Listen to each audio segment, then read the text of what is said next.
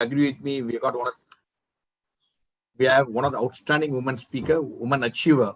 And I know I got a couple of calls from the women committee members as well as other members. They are eagerly looking forward to listen to Ms. Revathy Ashok, because you are credentialed so well, madam. I got a lot of calls that you are one of the best speakers and great achievers. Before I hand over the process to Mythili to introduce the speaker and the content, let me briefly, I'll take a minute more because a lot of people are in the queue logging in. I'll give them some more time for them to log in. I'll take 2 minutes to tell what's happening in MMA so that you don't miss some of the important events. Now, the next event, what's happening is on the Tuesday, 10th of August. Brilliant event, the future of drones in India, threats, operations, and national capabilities. Because you're all reading the newspaper, so many things are happening about drone. It's a new commercial venture. At the same time, it's also impacting our security. We got outstanding panelists, Air Marshal Mateshwaran, Air Marshal Vartman, Air Marshal Suresh, former CNC, Western Air Command, Group Captain Augustine. They're all specialists in the field of drone. In addition, we also have a drone manufacturer, Mr. Soundararajan, and Abhishek Jain, Mr. Sai Pattabhiraman. Is of Zupa Geo Navigation, and Wing Commander David Devasagayam, one of the important person who advises the government on drone. So not to be missed event, this is happening at 6 o'clock on the 10th. Then on the 19th of August, again, 15th of August, we have a nice event again. Dr. Soumya Swaminathan is going to come and talk to us. You know, she's a chief scientist at WHO. She's talking a very important subject, Gridal Memorial Lecture on role of alternative medicine in health and well-being for all. I think it's an interesting subject to listen from Dr. Soumya Swaminathan. Then we also have on the 19th, again, an interesting event on dealing with China, strategic, political, and economic dimensions. We have again excellent panelists. Dr. Gautam Bambawala is a former ambassador to China, Indian ambassador to China. Then Lieutenant General Narasimhan, who is an expert on China, National Security Advisor Board, India. We got Santosh Pai, partner of Link Legal, who deal with a number of legal issues with China. Then Rajaram Muthukrishnan and also Commodore Vasan will be leading the conversation. This is happening on 19th, and on 20th we have Reed and Go, the CEO of Factory. Again, interesting talk. Then on the 21st we have again celebrating Madras 382nd birthday of Chennai. That's happening on Madras Day. This is happening on 21st. We have Gagandeep Singh Bedi, Commissioner of Corporation, who will deliver the keynote address. We got again outstanding panel to discuss on Smart City Chennai. We have Jayanti, Special Secretary Environment, Government of Tamil Nadu. We got Raj Sirubal, who is the Chief Executive Officer of Chennai Smart City Organization, and Sheila Shiprakash, we have great renowned architect who will be joining us. Then we also have on the 23rd of August, we got a Tamil Nadu CSR Summit, the Forging Partnership and Impact on Pathways. Again, outstanding set of panelists to review what's happening in the field of CSR and how the companies have fared. I think glad to share with you that Tamil Nadu is one of the states which has done exceedingly well in the field of CSR. So come and listen to us, experts. It's happening on Monday. Then on Tuesday, we have Inner Dialogue Exploration by Supriya Bhatnaraman, again presenting it to you by the Women Forum. Then on the 25th of August, we have a champion, the story of a global adjustment, Ranjini Mani and Rogini Mani in conversation with Shankar. Then on 26th of August, again, we have an excellent event. We have really international speakers here. What do you want to know about doing business in Dubai? We have Mohammed Athar, CEO of one of the leading companies in Dubai, Samir Kannan, managing partner of Kannan Advocates, Ram Kumar from Chairman Shanti Gears will be in conversation with Raman, managing director of Capital Crop Dubai. So this is all that's happening. I think we got number. They're coming to today's event, opportunities for innovation and entrepreneurship. And as I mentioned to you earlier, the whole set the contact will be done by Mythili Chandrasekar. But it's indeed my privilege to introduce Dr. Mythili, Mrs. Mythili Chandrasekaran. You all know her. She is not new to us. She's the one who is really driving our Women Forum's activities. And we are lined up almost actually till October. Our endeavor is to really bring in some outstanding event under 3 pillars, which Mythili will also explain to you. Thereafter, we will also progressing on the mentor. We have got a couple of names already for mentor and mentee. We'll be taking it forward. And Dr. Mythili Chandrasekar, Ms. Mythili Chandrasekar is over 35 years of consumer behavior and brand strategy. Recently retired as a Senior Vice President of National Planning Director of Walter Thompson. Currently is the freelance strategy and research consultant. A client include Ford, ITC, Unilever, and much more. Over to Ms. Mythili Chandrasekaran to introduce the thing. I think I give you always doctorate, but there's so many doctors are speaking in MMA. Sorry. But no, thank you very much. Yeah, and welcome to another session of the Women's Business Forum of the MMA. So we always start with this favorite quote that, behind every successful woman is a tribe of other successful women. And that's what this forum is about. We want to bring together a tribe of women so that we can inspire and motivate each other and guide each other. Um, so it's now a oft-quoted data point that McKinsey Global Index that a 10% increase in women's participation in the workforce could lead to as much as an 18% increase in the GDP. So that's the fundamental premise of how can we bring in more and more women into the workforce, earning and contributing to the GDP, because potentially 70% of the entire GDP opportunity could come from women.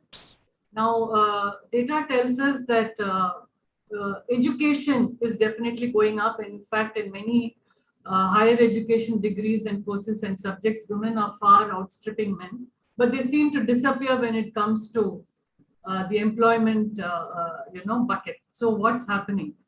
One is at the entry level, again, research tells us that there's still large amount of social norms and barriers that's stopping people from coming to work. Okay, once they come to work, balancing home and work mid-career, issues and challenges, people drop out. And then, of course, at a higher level, there is glass ceiling and what have you. So that's employment. So the Women's Business Forum, we are going to be bringing people who can talk to us about industries that employ women on a large scale, and then mid-level growth in corporate. And then the third pillar for which Revathy is here today is really entrepreneurship, which is growing a lot, and Revathy will talk to us about it. But it's still, data says women are able to put in less than 5 hours a day, and that's still, and so instead of being on their own, they tend to be more comfortable working for companies that aggregate, women contributors. So that reduces their bargaining power, their scalability. And the barriers that have been identified are self-doubt in the first place, gaps in networking, risk quotient, and then financial management and impediments. So how do we navigate the barriers to get more and more women into the entrepreneurship arena? And that's what brings me to Revathy. On a slightly personal note, Revathy and I grew up in a small town, at that time, small town place called Dhanbad in Bihar, and we went to school together. We lost touch for many decades, and about a few years ago, after 40 years, we reconnected. And we were all amazed at, not surprised because we knew she would be like this, but even as a young girl, she was very determined and passionate about coming out of that small town thing, and she was very determined to study management and make it big in the corporate world. So we were delighted to hear when we met her that she was a gold medalist at IIM, and even recently she was awarded the Distinguished Alumnus Award of IIM Bangalore, if I'm right, Revathy. And she has been recognized as a top achiever by CII, Rotary, Data Quest. I mean, the list could go on. And the thing is, Revathy has grown up, she's brought up her family, and she's had a flourishing career in the corporate world, broken glass ceilings, become managing director, become first woman Indian CFO of a NASDAQ listed company. And then she's moved on to become a startup evangelist. She's now an angel investor with a Strategy Garage outfit of her own.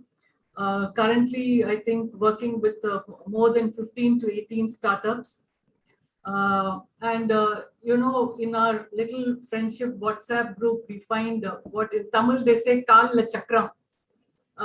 In between board meetings, we find Revathy has gone off to babysit her two rambunctious grandchildren boys. She has twin grandsons.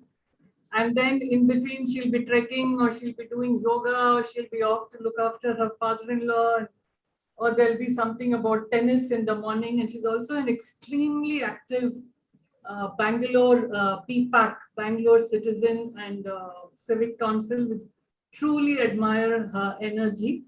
And So today she will talk to us about her experiences in the world of startup with perhaps more of a woman's angle, and share with us her insights into opportunities and challenges that women face. And also, as always, it's not just about giving a talk. She has very kindly agreed afterwards to make herself available should anyone want to reach out to her on a one-on-one basis. So she will be on our panel of mentors. So thank you very much, Revathy, to have slotted us in between your busy calendar, and over to you. So really happy to be with all of you. And Mythili, you yourself are such an achiever, and it's really a pleasure to be with all of you together today. And what I'm trying to do today is something I've been very passionate about last several years. My journey on this started about 8 years ago when I did a study along with GIZ and various others on a topic of women entrepreneurship, which was not at all spoken about 8 years ago. We did surveys of over 1,000 women across cities, and we had deep insights into what were the kinds of issues they were facing. I'm really happy to say that while the issues still remain the same, I think I can share some progress from where it was, and I'll share some of the findings that we had. Very simple 4 or 5 bullet points that we said, and what kind of progress we have made in these 8 years as a country and as a nation where women can find a space in entrepreneurship. So that's what I really want to talk to you today about. So let me share the screen. Can you see it? Yes. Madam, yes. Yeah? Yeah. Is it okay? Yeah, you can go full screen. Full screen, slideshow.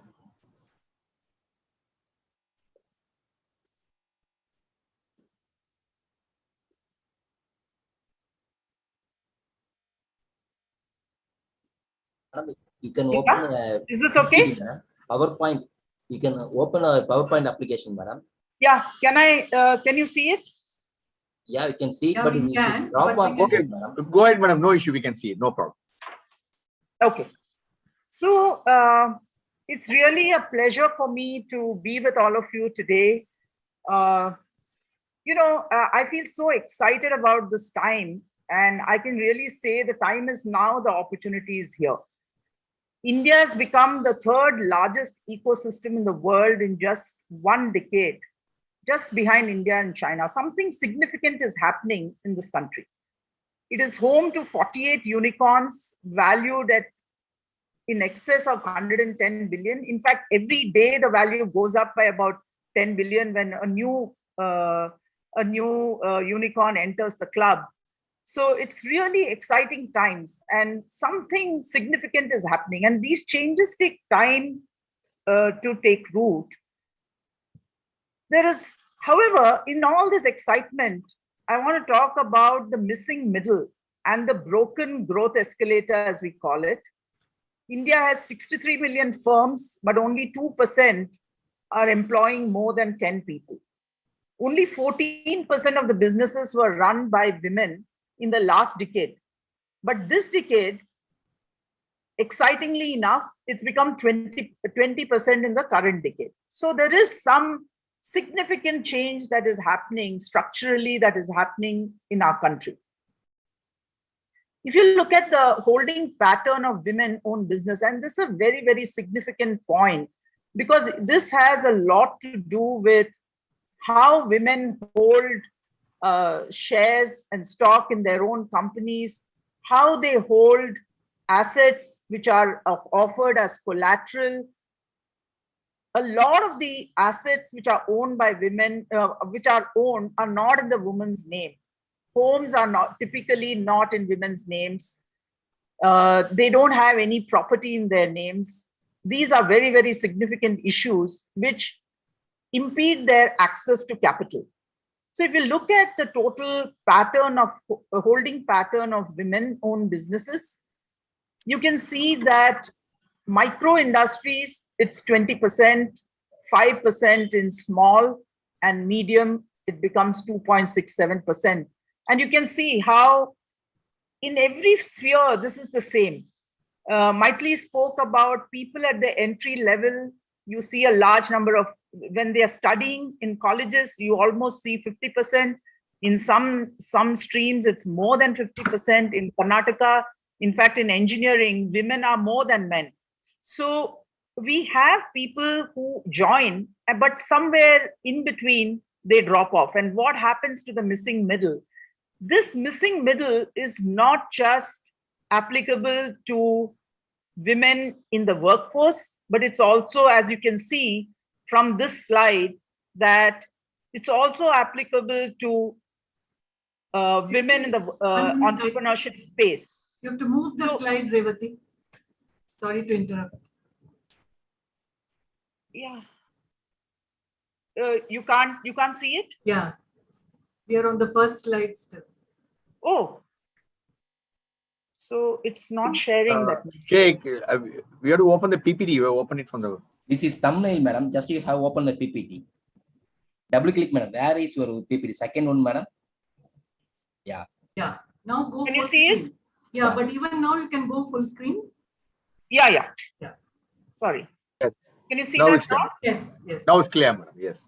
I'm sorry you couldn't see it. So, Yeah. So just to quickly run through in case people didn't see it, 48 unicorns, excess of 110 billion, 63 million firms, only 2% employing more than 10 people, and only 14% of the businesses run by women. And it has rapidly, however, grown to 20% in the current decade. So this is the point. This is the slide I was talking about. Possibly some of you could not see it. This is the missing middle. It's not even the missing middle, it's the missing middle and the missing thereafter.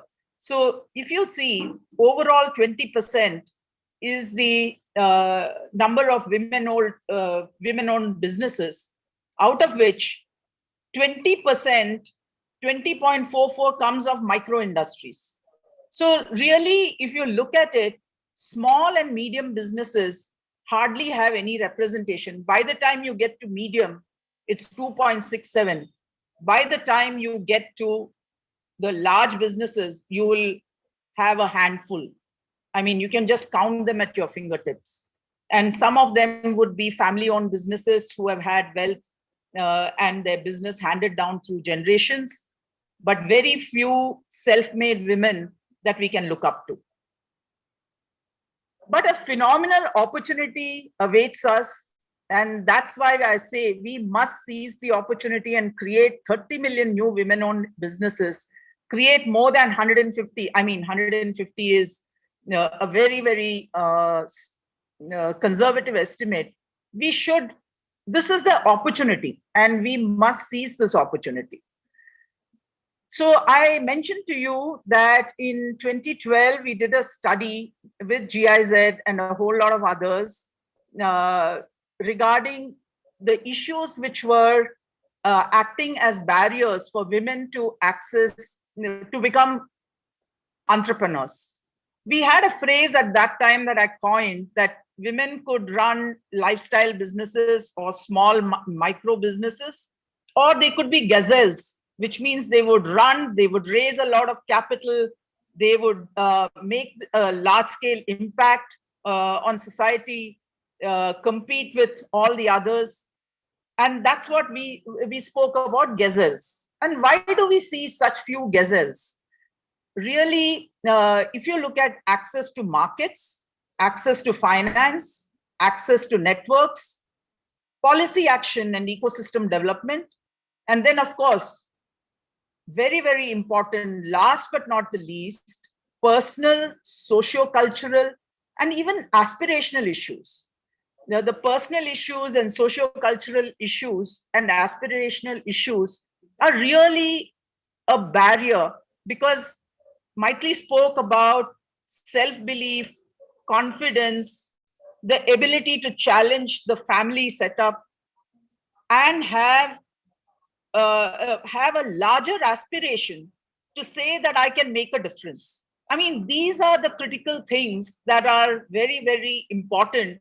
Those are the factors that are holding women back. So if I look at outside the ecosystem issues, that is access to markets, finance, networks, policy action, there is a lot of work that has happened there. But I think there's also this deep personal and socio-cultural issue and aspirational issue. Women always tend to hold themselves back. They tend to feel that they cannot do it, or they feel that it's too difficult, or they feel challenged, or the ecosystem is not conducive for them to take on those big challenges. And then therefore the diffidence, right from childhood, we are taught to be diffident, taught to be deferential. And all of this sort of affects the psyche of the individual. But I think we are beginning to see a change in all of this. And Mythili alluded to this when she spoke about how India could add 18% to its GDP if it can bridge its gender equality gap by improving the workforce participation. But the workforce participation is not just only by getting them to hold jobs, but I think it's also very closely linked to entrepreneurship and self-employment and creating micro businesses and aspiring to run large businesses. Why is the ecosystem development so important? Because it enables collaboration amongst peers, partners, industry players. There's a lot of information asymmetry. But today, because of technology and because of the digital era, the pandemic actually should work as a great leveler where women, because of their access, even from home or anywhere, should be able to do as good a job as anybody else. And the ecosystem also offers capacity building programs for scalability and sustainability. And you can create role models by recognizing exceptional women change makers. So that is where I was listening to all the programs that MMA is going to have. And you have such fantastic women role models that will inspire a generation of young people to say, if they can do it, I can also do it.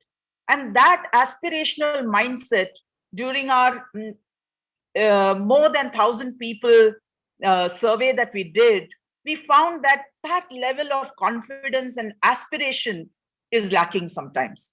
And that itself can be an inhibitor.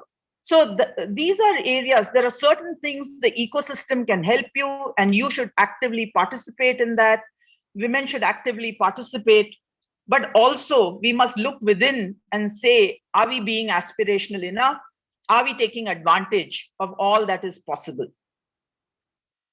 So what are the green shoots that are emerging? If you look at the previous slide, I spoke about access to markets, access to finance, access to networks, and ecosystem development. I want to go back now and say, that was 2012, our study in 2012. What's happening today? Niti Aayog has just set up a women entrepreneurship platform precisely on the study that we had done. Today, after several years, an entrepreneurship platform has been set up. I'm part of Catalyst for Women Entrepreneurs, which is an accelerator for women entrepreneurs. It's a space where people gather together and we set up boot camps and we run programs. We talk to women entrepreneurs. So this is an area and a space where women entrepreneurs can become members and start encouraging each other, share their stories, so many other people can be inspired. Just recently, Makers India report said that there is a substantial increase in women entrepreneurs in tech since 2010. This is another very, very encouraging sign.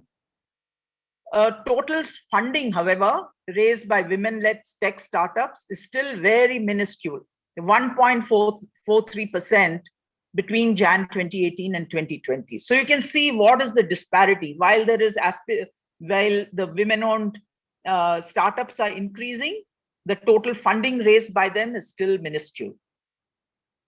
So we need more role model investors and entrepreneurs. Just having entrepreneurs is not good enough. Just having an ecosystem is not good enough. You need role model investors. So I'm really happy to see that Kalari Capital just announced last week a small fund, $10 million fund to invest in women-owned businesses. Why is this so significant? Because it is a fund headed by a woman, with the board that they have put together for this fund is all women, and they understand the issues, and they're committed to putting out a certain amount of capital for high growth women-owned businesses every year. That's fantastic. And at the same time, we have India's first woman-led unicorn, Nykaa, filing for IPO at a stupendous valuation of USD 4 billion. I mean, that's unbelievable, because we think this can really encourage a whole galaxy of young women entrepreneurs, women to think that they also can do it. Because Nykaa is run by Falguni Nair, who was an investment banker and worked in a company like anybody else. A lot of you who are there listening today. 8 years ago, she had the guts to start out a business where she felt it was underserved, a fashion beauty business. And today, she's filed for IPO, India's first woman-owned unicorn, at a stupendous valuation.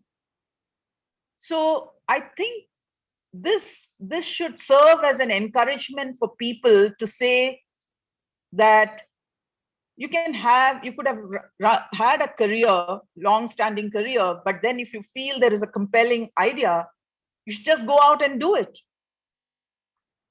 Today, we are seeing women-owned businesses that have raised funding in various sectors, even though the percentage is still very small, 1.43%, but they have raised funding from edtech to consumer brands to biotech, space, IT, fitness, many of them, and a number of different businesses. So these are exciting times. I think we are only limited by our own imagination.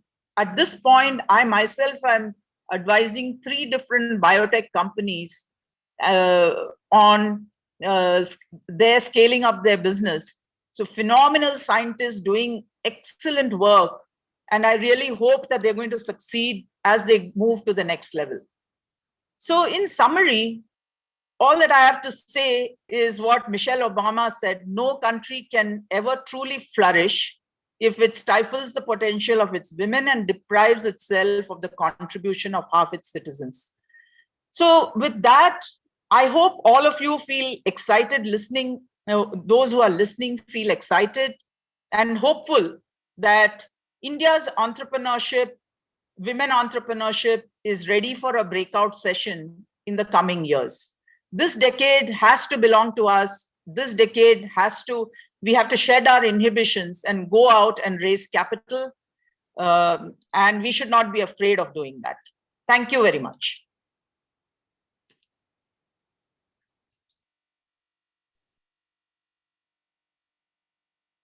I think you're unmute yourself, Mythili. Thank you.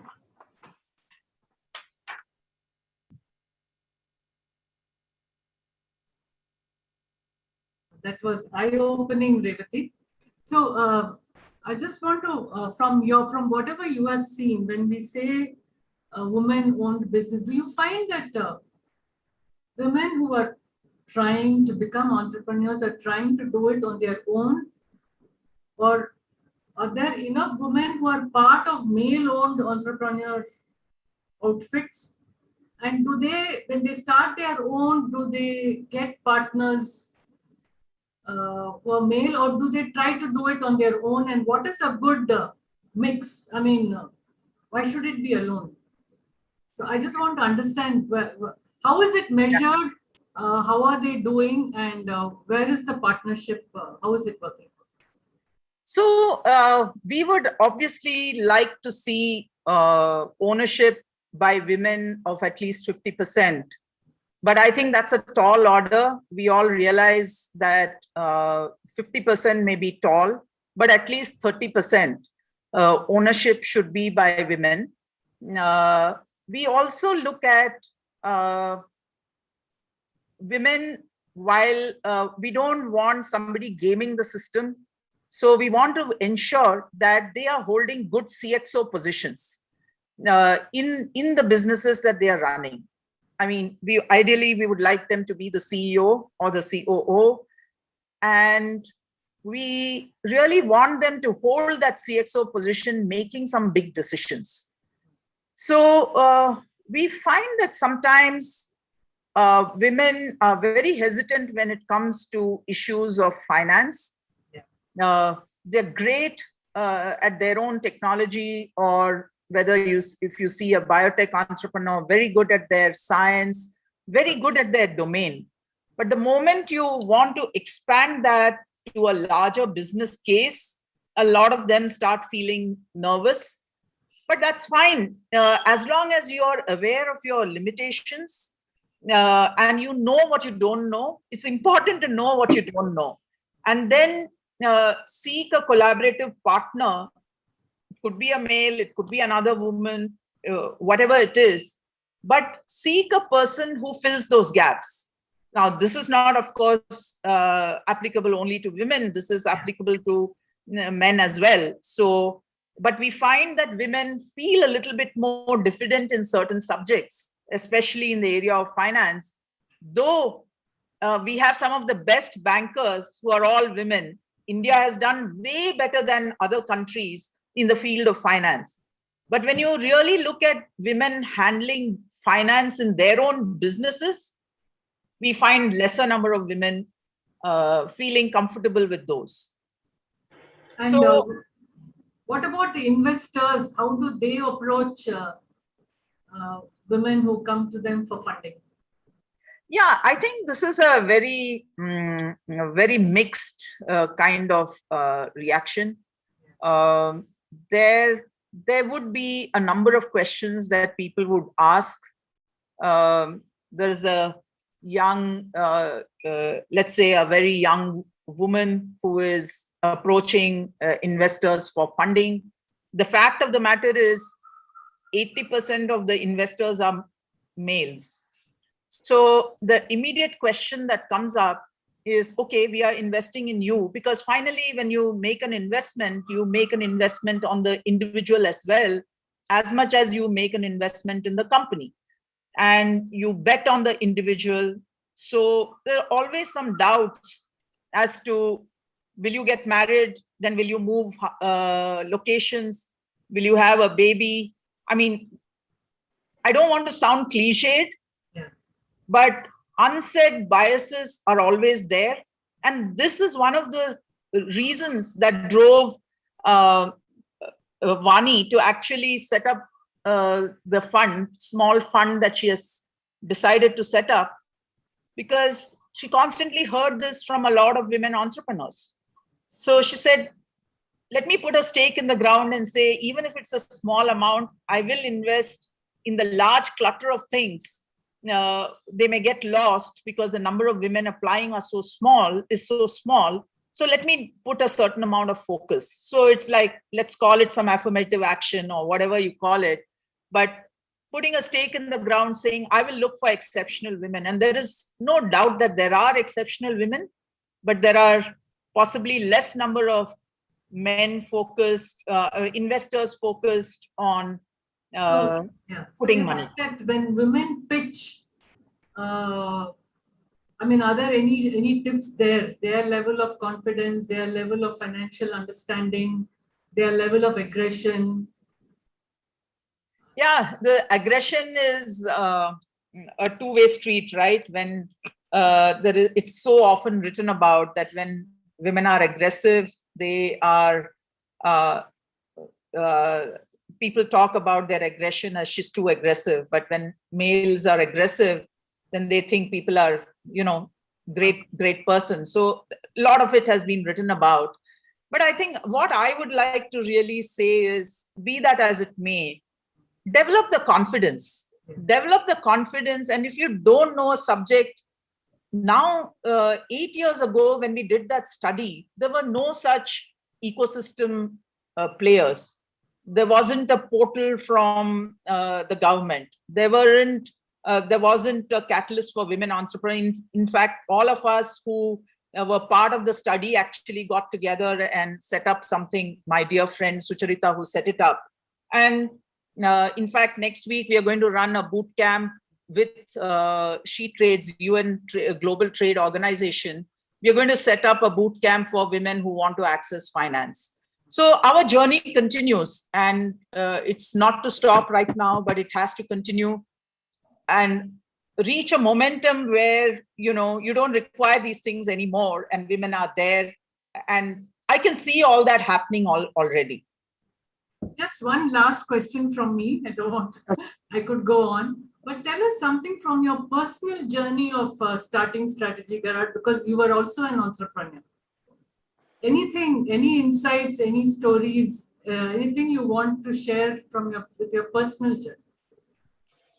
I think when you start something, you have to give it your 100% mind share. There will be situations of risk. Women generally shy away. I don't want to again sound biased, but there is a tendency for women to feel to look at safer havens. So they are a little bit more uncomfortable about ambiguity and taking risk.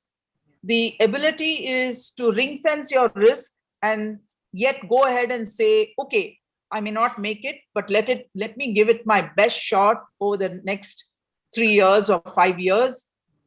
And I will ring fence my risk up to so much, because you need to know what is your capability to take risk. So knowing that capability to take risk, ring fencing it, but still going at it with full confidence and not be afraid to reach out. There are so many people who will help out. You just have to not feel afraid of reaching out and never feel that I'm not good enough. Women always have this feeling, maybe I'm not good enough. And there are enough studies that show this again and again. So I don't want to belabor this point, but really have the confidence that you can do it. And I have it in me. And now there are many, many more role models. Earlier, we used to talk of Kiran Mazumdar, who has a fantastic story, of how she started accidentally as an entrepreneur, never thought that she will become an entrepreneur, but became an entrepreneur and raised the bar and the aspiration being completely self-made.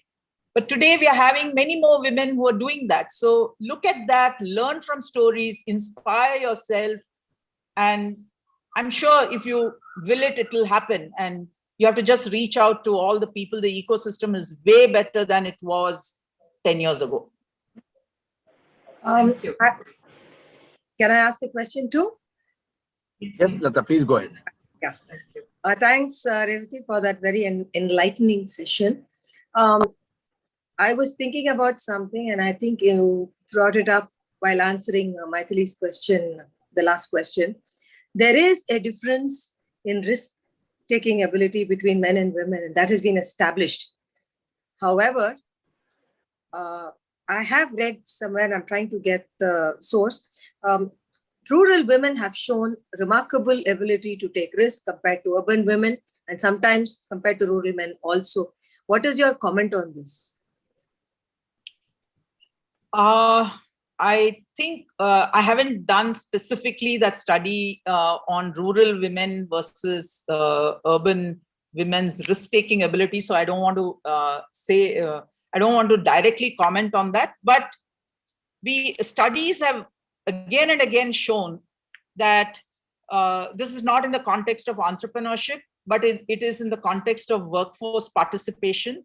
Okay. That women in the rural workforce, you have a significant population of women in the workforce coming out of necessity. Okay. And then when it moves to a more urban setup where it is middle class and some salaried income, etc., the forces, the societal forces that I spoke about tend to kick in, where they are told by their parents or their in-laws or their husband, why do you even need to work? Because your husband is taking care of it. And therefore they drop out, or they voluntarily drop out. And that is the other point that I spoke about, aspirational.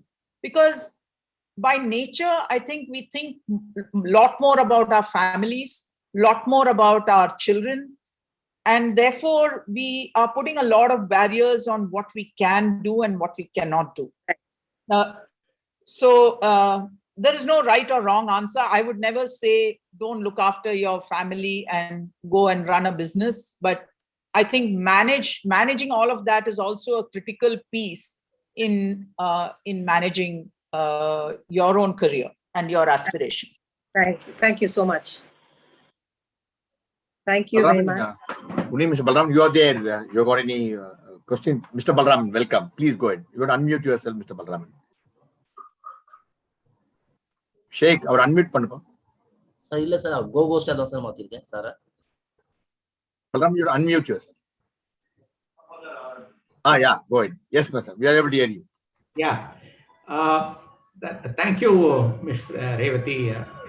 This was a really eye-opening session for me. You see, we need some concrete avenues to start. We are willing to experiment, and if something fails, we'll experiment something else. But what is it that we can do to bring some women onto entrepreneurship? You know, what is it that we need to offer? I mean, we at MMA has said that we are willing to offer you mentorship, coaching, social media marketing. We are willing to find the incubation facilities at IIT Madras. We'll help you raise finance. But I really don't know what we can do. I mean, can we say that we have a program for encouraging 10 women startups in the next 2 years or 3 years? How do you go about it? Yeah, I think all of what you said, I go back to that those simple 4-5 points that I spoke about: access to markets, access to networks, access to finance, personal and aspirational aspects. So if we just focus on all of this, and ecosystem development. Now, when we talk about, let me talk about one more issue which I didn't speak about, which is some level of affirmative action on the part of government and on the part of companies to say that of all my procurement, at least 10%, make a number, make a start. 10% should be from women-owned businesses. Very good idea. Yes. And you know, if you start signing up people to do something like this, and we've been working on this with the government in Karnataka, we've been pushing for some of these things. It has some success, but a lot more to go. And the standard, as usual, this is the same story we hear when we look at women on boards. Women on boards, well, women, when they start, as Mythili said, we are 50% when we are at the academic institution. By the time we reach the board level, there is less than 4% of women on boards. So, and you frequently hear, where are these women? That's because you're not even thinking that they are there. They are right in front of you. You're not looking for them. You're only looking for the celebrity women. So all males who are on corporate boards are not celebrity men, right? Why are we looking only for celebrity women to be on boards? You want competent women. You don't need celebrity women alone. So in the same way, I think if we can push for some level of affirmative action, at least voluntarily. It may not be possible to mandate, but at least voluntarily people saying, we will have purchases, the procurement. It could be procurement of services. It could be procurement of goods. When you open up that whole thing to goods and services, I think it's easily possible for to find women-owned businesses, but the intent has to be there. And you have to look for it. And if you look for it, because quite often you don't even see what is in front of you. Thank you. Mr. Balraman, I think is logged out. He'll come back again. Any other questions, Mythili? Lata, go ahead. Go ahead. Just related to what you just said, I have one. Your audio is not clear. You may have to do something. We're not able to hear you. Maybe the person can put it on a chat box. Lata? Question can be put on the chat box.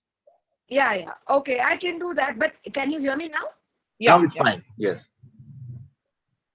Go ahead. Between academia and industry is a little weak, except for the leading institutions like the IIMs and IITs.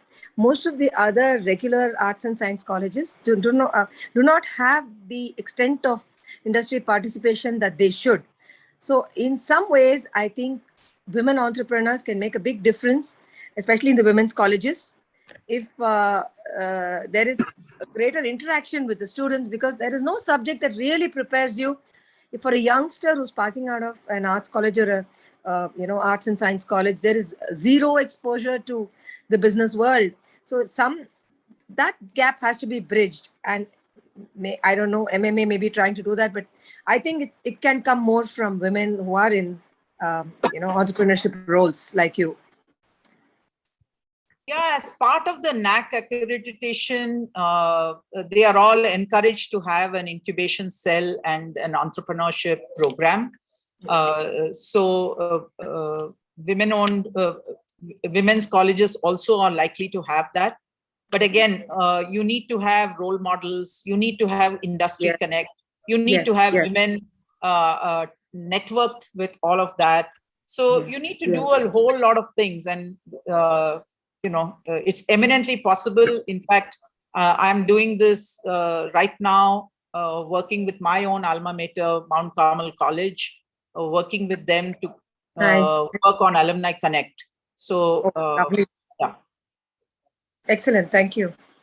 Great. Mythili, you got anything? Shall we move on to the questions? Please go to the question. Yeah. Thank you, Revathy. Great insights. But as the other speakers express their concern, for today's event is a women forum event. I connected with every single women's college and spoken to them, women on events. Then also we do a lot of work with women's college exclusively on the communication, English. Lata is aware of it. And it's surprising that, usually get about 1,500 viewers. Today we have about 600 viewers who are watching this program. Now I have to take some really clue from you, how to inspire this woman to come and at least listen. They will learn something. I mean, I don't want them to become an entrepreneur. I think whatever the lessons you taught us today will make them a great individual, great people to work at, not only as an entrepreneur, even otherwise. So we have to find some ways and means how to attract people. We are also doing a lot of incentives we offer. I can tell you honestly, some of the colleges, we offer them free workshop. You attend all the events and answer all the questions. And we are getting that. But since you are working with your alma mater at Bangalore, tell us how to really inspire women to come and join big way, listen to them, interact with them. Our mentor-mentee programs, again, Mythili knows about it. We really extensively advertise. We just got so far 6 people who have expressed their interest to take mentorship. That also they don't engage after getting connected with the mentee. Yeah, I think this issue of mentor-mentee, and it's a universal problem. It's not just the women, but men also. So I hesitate to stereotype anybody, but I think it's again to do with, I'm very hopeful given the way the number of entrepreneurs is in women entrepreneurs, because I am an angel investor. I see a lot of startups on a day-to-day basis, meet with a lot of them. I mean, if you look at the progression of women in the workforce 30 years, 20 years ago, when we were all reasonably early graduates and working our way up, mid-level graduates, with no ecosystem support. And now when we see a whole lot of women in the workforce, they may not have made it still to the board positions, but still there are many in the workforce, which is very different from the time when I was there. I think in entrepreneurship, we are going through the same phase where India didn't have, while it's one of the most entrepreneurial countries where people are entrepreneurs, possibly not by choice, but by default, because they didn't get a good enough job and they prefer to do something on their own. It is forced entrepreneurship versus, really having that passion to do something so game-changing. So I think we are beginning to see those green shoots that I spoke about.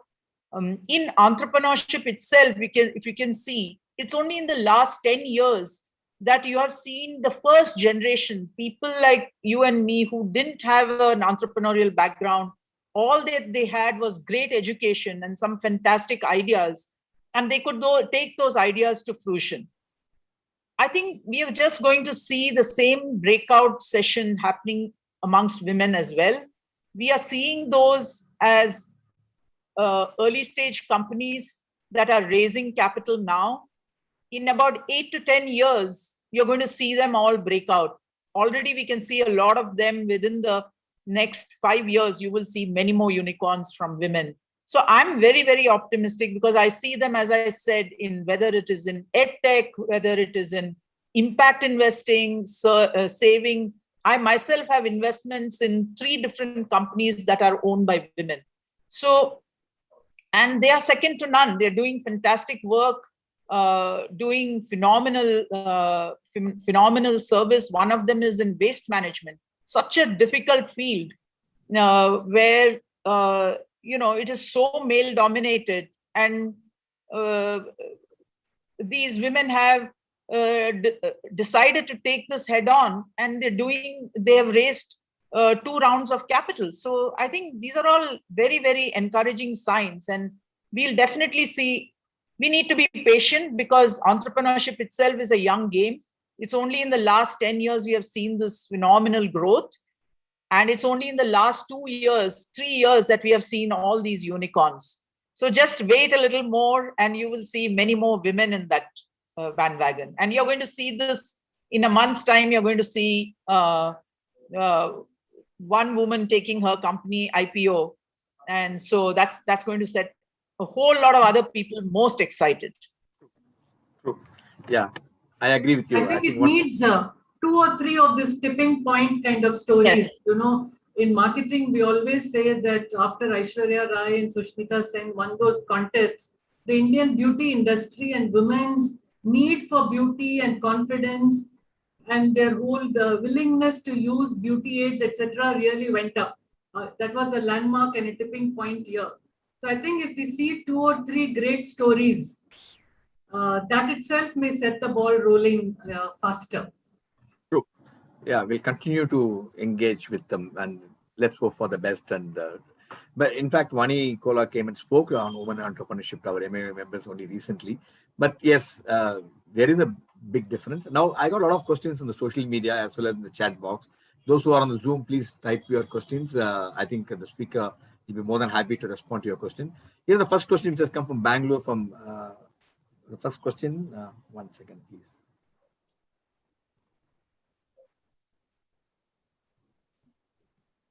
Here's a question from Nisha from Bangalore. She says, I am 29-year-old, unmarried, and you must understand the social pressure that I face every day, right from my parents, relatives, society, and friends, etc. Do you agree that the social capital issues stall the woman entrepreneurship? How should we tackle this issue? Yeah, if you ask me, that's the biggest barrier today. It is not so much the ecosystem, because I think the ecosystem is developing. It's not where it needs to be, but government is seized of it. There are green shoots, as I said, women-owned funds. There are 2 or 3 funds that I know of. It's not just Vani's, but that's the latest, so I picked it up. And and Vani has made a big name for herself in a general fund, and then she decided to open this small fund. So I thought it was worthwhile to make that special mention of this. So I think it's really, I think we're just waiting for that tipping point to happen, and you will see many more women making it. And I'm very, very confident that we will see a sea change in the coming years. And we will see excellent companies, and we just need, women need to have that confidence to go out and look for it, look for capital. And we got some questions in the chat box from Teresa, Alex, and also similar questions come. What Teresa want to know, ma'am, whom do you think strategic thinking, especially best in strategic thinking, entrepreneurship, is men or women? I don't know how much is a comparison. She also want to know that what are the challenges that are mostly faced by women entrepreneurs currently, and what will you think is solution? Here also a question which has come from social media, I think the Facebook, again from Rajiv, and he said, do you think glass ceiling exists for women even as an entrepreneur? Yes, of course. Let me, when we did one of these, as I was saying, the 2012 study that we did, one of the women entrepreneurs actually said this. She said she was actually, she was the CEO of the firm, and she used to, she was taking some calls. There was some call from a potential customer, and that person said, please put me on to your manager. And she kept saying that I'm the CEO. She said, and that person kept saying, please put me on to your senior. And she said, I'm the person running the business. So this is in a place called Hubli. This happened in a place called Hubli. And I'm sure the story repeats itself everywhere, that the person on the other side doesn't believe that the person this side could be the CEO and wants to talk to somebody else. It's the unconscious bias, which exists in all of us. So I think being out there, participating in sessions, building your, not only building, in this case, it is not her lack of confidence, but it's the unconscious bias on the other side. So it's not just about women talking to women. We have to, I'm glad that there are so many men in this whole session. They also need to be listening because they're also making a lot of decisions. So I think it's important. And also we have to be bold. The societal pressures are immense. And that is what holds us back. If you see, we have women who are heading banking, women who are heading science, women who are heading so many. India's best virologist is a woman. India's director of NIMHANS is a woman today. So we have them occupying center stage in various places. I don't think this has happened easily. I think these women had great courage of conviction, and they had to face a lot of societal battles. I don't think these things come easily. So my advice is not to give up and keep working at it. Again, even the societal pressures will hit a tipping point when it's no longer, either or. So it's going to be different. Lovely, madam. As you said, we have a woman fighter pilot. More than anything, the women bring more gold during Olympic than men. I think that should be an eye opener. Yes. We have another question from Mr. Ram Kumar from Chennai. He says that recently there has been this trend of large enterprises working with the ecosystem of startups. I think the effort there is to absorb innovation from these startups. Could you please share from your experience of a large company that has successfully used this approach and also made sure the startup also grew along with them? Yeah, in fact, I'm part of a number of these ecosystem, large corporations who run their own incubators. So I'm one of the, I'm part of the mentorship team in many of these. They have a very important role. Now, we must understand, while these companies are very large and they are tech-based enterprises, leaders in their field, they are not nimble when it comes to innovation and doing it in-house. And they do realize that their ability to respond to rapid changes in the system is not so easy. And they have started setting up these incubators because they want to be closer to the innovation game. And that is why they set up these innovation hubs. When they do this, they unleash a whole lot of entrepreneurial potential. Not unleash, they are privy to a lot of entrepreneurial potential and the changes, rapid changes that are happening. It helps them keep in touch.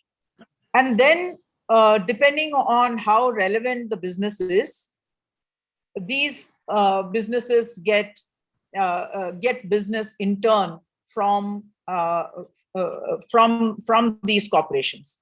Let me give an example of one of my investee companies that got picked up by Airbus and went through the accelerator program that they had, and phenomenal team that finally got business from Airbus, and then went on to get businesses from Deutsche Bahn and Rolls-Royce. So that is the story of innovation, because the moment they got some business with Airbus, they got some business with some other companies, and then people felt, and this is in deep science.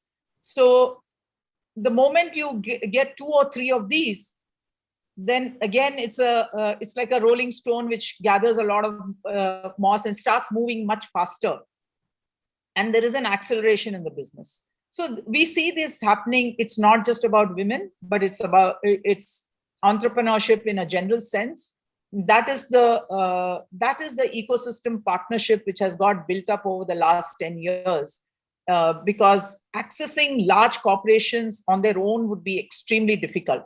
And this provides an access. Here is a question again from YouTube, from Maria Joseph. She got about 6-7 minutes. I'll try and squeeze in as many questions as possible. Is it okay with you, Revathy? Yeah, I'll go fast. Now, it's a question from Pondicherry, as I mentioned to you. She says, most of my investors want to get engaged with me socially, and funny it may sound. This is the reality of majority of my women fellow entrepreneurs looking for investors. Do you think such a condition is improving in India anytime soon? You mean investors are trying to make advances? Maybe indirectly, she's telling. Yeah, I think that's a problem. I think all of us have faced some of that in our work lives as well. So I think that's nothing to do with India. I think it's a global problem. You see what happened to Andrew Cuomo. So I think it's a global problem that we're all facing. And I think it's for women to speak up and be bold enough to put people in their place if they are inappropriate in terms of their behavior. Brilliant, madam. Yeah, that's what is a great insight for the women. Again, the question has come from Mr. Ashavardhan from Chennai. What he says, as an angel investor yourself, what are some of the areas you think the women entrepreneurs could do better than men when it comes to pitching an idea? They don't really seek help, and they don't come forward, put their thing forcefully. Is it true, madam? Yeah, that I already spoke about, that yes, their level of confidence needs to improve. But I think what is happening is women are trying to solve problems that they have faced. You can see women looking at fashion, looking at beauty. We are not apologetic about fashion and beauty, and why should we be? Our billion-dollar unicorn is going to prove that we don't have to be apologetic, and why should we be? Apart from that, I think women are trying to tackle a lot of problems that have hitherto not been solved. I find a lot of them want to be in impact businesses. They like being in edtech because it contributes a lot to education. They have a natural affinity to all of that. They do a lot of businesses involving learning. They take up a lot of businesses involving societal problems like waste management and various other impactful businesses. So I think there is also that affinity of trying to solve larger societal problems. I have come across women who are solving for mental health issues, startups that are solving for mental health issues. I don't want to be presumptuous or biased or stereotypical to say men are not thinking about it, but women are thinking a lot of some of these problems which they have been more privy to maybe or experienced more firsthand. So you will see a lot more businesses in very non-traditional businesses as well. But of course, they are making a big mark, as I said, in space tech, fintech, all of these businesses. So competing head on. Now, there's a question from Rekha Shinde from Nagpur. What she says, as a mompreneur, I find it very difficult to manage my family and my venture parallelly. I'm constantly compromising either way. Do you advise women entrepreneurs to get married or give birth to children while their ventures are at the budding stage, or is better to wait, stay away from it till your business picks up to some level?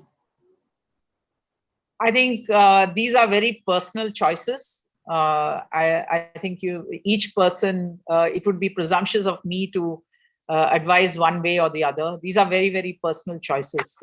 We have our biological clocks ticking, and people should figure out what is best for them. But what I always advise people is ensure that your home front is well taken care of. Build in that multiple levels of redundancy in terms of home care, assisted care, whatever care you need. Put that extra money. I remember in the early days when I was working as a young analyst in Bombay, I used to take a taxi almost every day to work, and I used to spend, I think, 80% of my salary on taxi. And people used to wonder, why am I even doing this? That gave me some extra few minutes with my daughter when she was very, very young.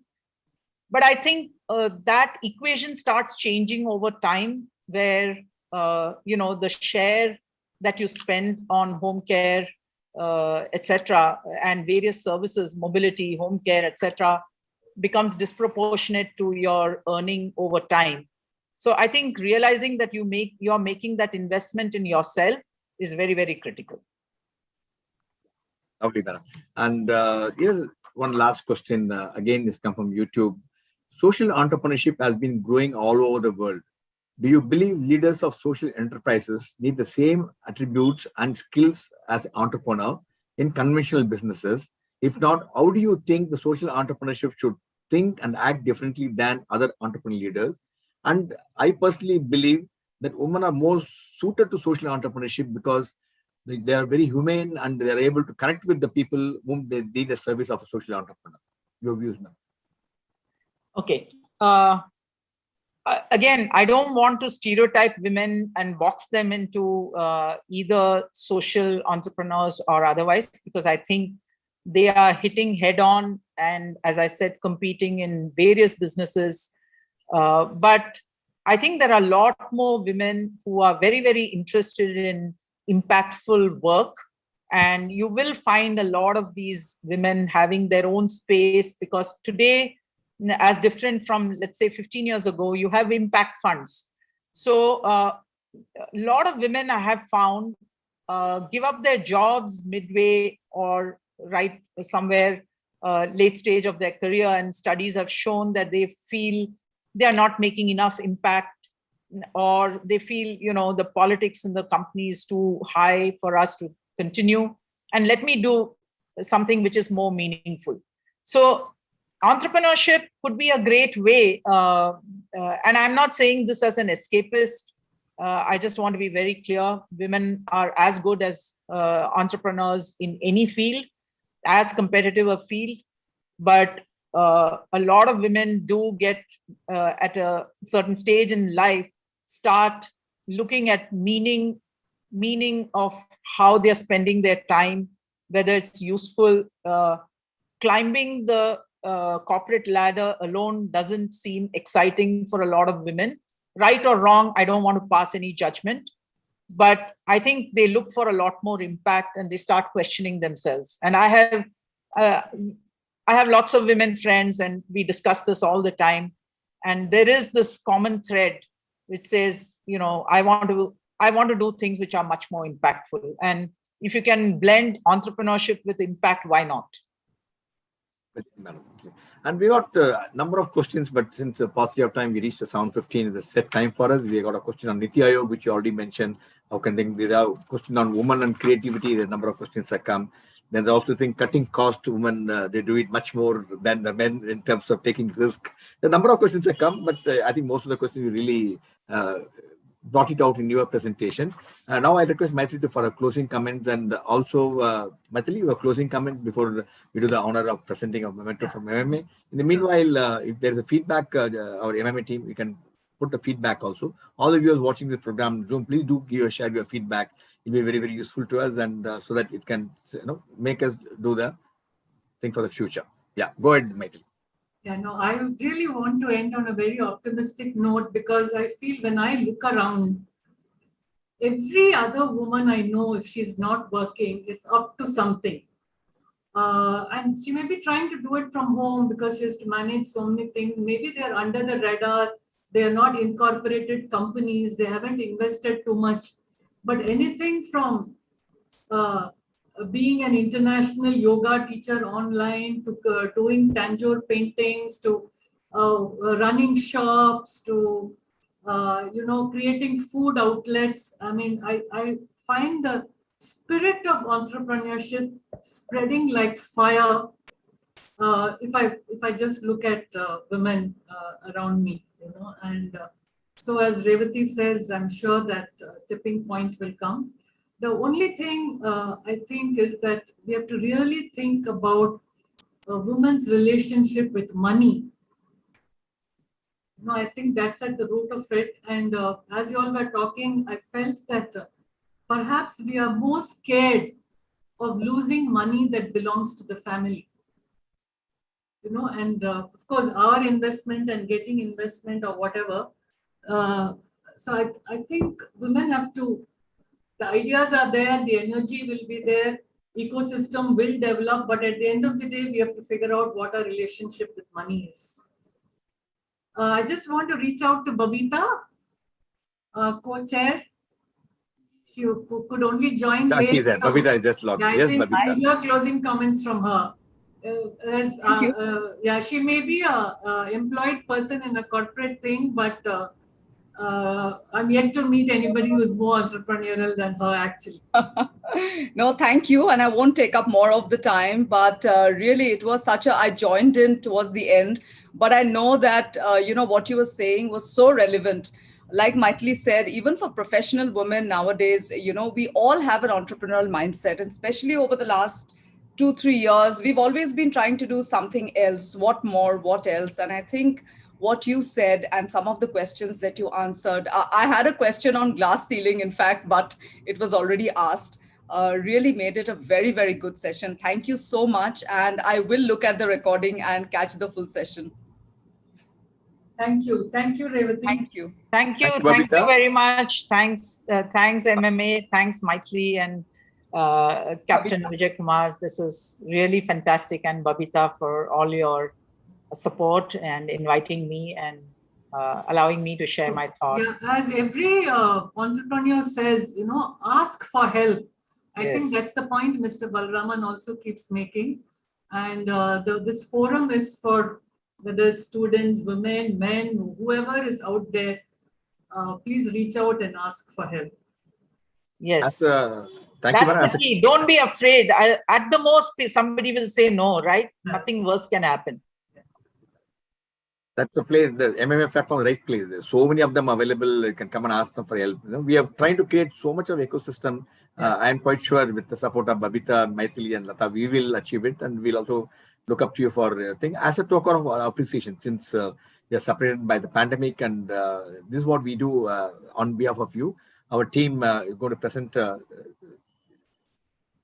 mask and also hand sanitizer on your behalf. This is what our guys do. They go around different places and educate them. We also do vaccination to the people who need them, give them ration. We also did quite a bit of work during the pandemic time. We continue to do that, continue to engage with them, and we also educate a lot of women students in slums and those areas. We take them on our fold, conduct tuitions, conduct online education. Idea is we want to really do something what we could do it to the women, and they're all, you'll be surprised, some of them studying the best schools in the slum which is in front of us. So they're all doing very well. From what little I know, what my interaction with a large number of women entrepreneurs, they're very bold and they're very courageous. They're risk-taking. I've seen some of them are outstanding, actually. We do present to them at regular intervals. Madam, when you come next time to Chennai, you must visit our place. We got a state-of-art auditorium in Chennai, in the right Mount Road, Anna Salai. It'll be a pleasure to host you in Chennai. Thank you, Babita, for joining. I know how busy you are. And Mythili, as usual, set the context and taking it so beautifully. Thank you for really bringing Revathy Ashok, and she brought in some great insight, thought-provoking insight, which is invigorating. I'm quite sure, as she really mentioned, not only the women entrepreneurs, a lot of men would have immensely benefited, because men also need to know more, quite a lot to be a great successful entrepreneur. Thanks, and thanks Lata also for joining. I know each one of you are so busy, but joined us. Thanks to all the viewers who watched the program live on our YouTube, Facebook, Twitter. And if you have any of your friends in business, not to worry, this recording is going to be available on our website and our YouTube for next 2 years. Please advise the people to watch them. They'll get inspired. I'm quite sure they must watch. Thank you. Stay safe, stay healthy till we meet again. Bye-bye. Bye-bye. Thank you. Thank you very much.